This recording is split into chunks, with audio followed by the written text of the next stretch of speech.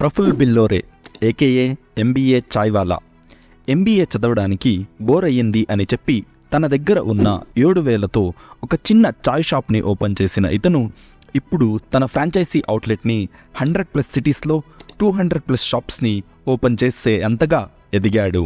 కానీ అదే ఎంబీఏ చాయ్వాలాపై ఇప్పుడు 75+ పోలీస్ కేసెస్ బుక్ అయ్యింది. అంటే మీరు నమ్ముతారా? ఒక టైంలో బాలీవుడ్ హీరోస్ కన్నా ఎక్కువ క్రేజ్ ఉన్న ప్రఫుల్ బిల్లోరే ఇప్పుడు ఫ్రాంచైజీ ఓనర్స్ వేసిన కేసెస్ నుండి కోర్టు చుట్టూ తిరగాల్సి వస్తుంది. అంతగా ఏం అయ్యింది ఈ ఎంబీఏ చాయ్వాలా బిజినెస్లో, అండ్ ఇతని ఫెయిల్యూర్కి కారణాలు ఏంటి అనేది ఈ వీడియోలో చూద్దాం. Hello all, welcome to power to regrowth Telugu. Video నచ్చితే ప్లీజ్ సబ్స్క్రైబ్ చేసి సపోర్ట్ చేయండి. 1996లో మధ్యప్రదేశ్లో ఉన్న ఇందోర్లో ప్రఫుల్ బిల్లోరే జన్మిస్తాడు.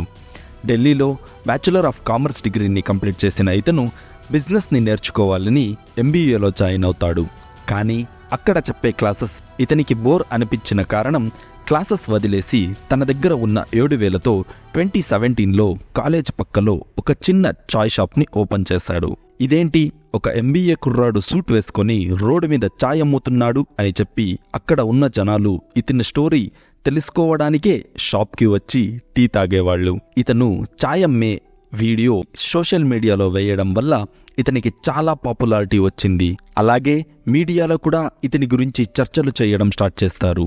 దీన్ని ఎన్కాష్ చేసుకున్న ప్రఫుల్ తన చాయ్ బిజినెస్కి ఎంబీఏ చాయ్వాలా అని పేరు పెట్టి ఫ్రాంచైజీ మోడల్లో ఎక్స్పాండ్ చేశాడు. ఇక్కడి వరకు అంతా బాగానే నడిచింది. ప్రఫుల్కి మీడియాలో మంచి పేరు వచ్చింది.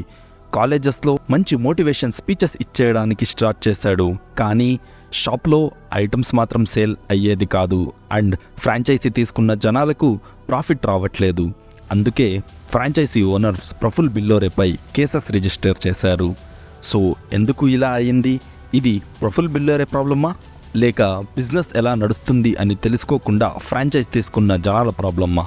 తెలుసుకుందాం. కానీ దానికి ముందు ఈ బ్రాండ్ ఇంత లాస్ అవ్వడానికి 3 కారణాలు ఉన్నాయి. అందులో మొదటిది పర్సనల్ బ్రాండింగ్. అప్పుడే చెప్పినట్టుగా ప్రఫుల్ బిల్లోరే సోషల్ మీడియాలో చాలా ఫేమస్ అయ్యాడు, అండ్ దాన్ని యూజ్ చేసుకుని తన స్వంత బ్రాండ్ని ఓపెన్ చేశాడు. ఇది అన్ని యూట్యూబర్స్ చేసేదే.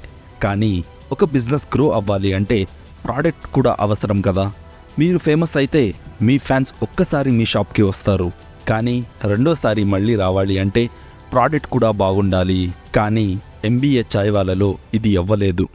అదే మీరు దీన్ని కాంపిటీషన్ అయిన చాయ్ సుట్టా బార్ని చూస్తే వాళ్ళు కూడా ఆన్లైన్లో వీడియోస్ చేస్తారు, కానీ వాళ్ళ మెయిన్ మార్కెటింగ్ వాళ్ళ ప్రోడక్ట్సే.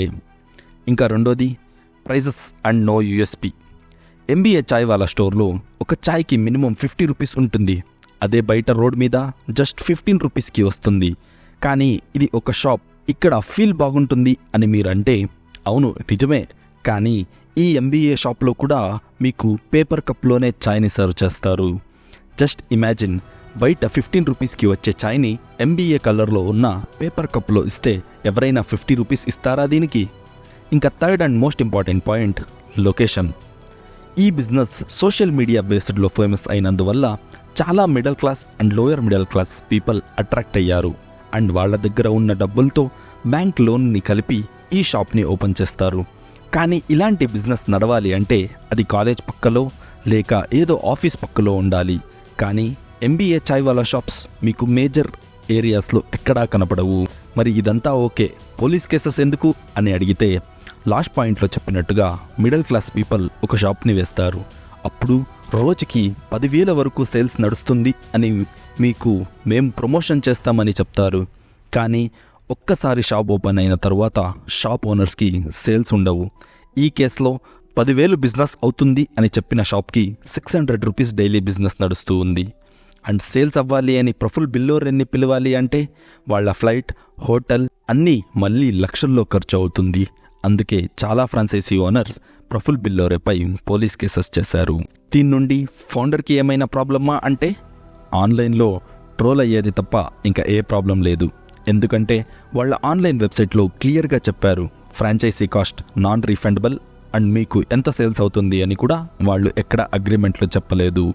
అందుకే లీగల్గా ప్రఫుల్ బిల్లోరేకి ఏ ప్రాబ్లం లేదు. సో ఇది ఎంబీఏ చాయ్వాలా స్టోరీ.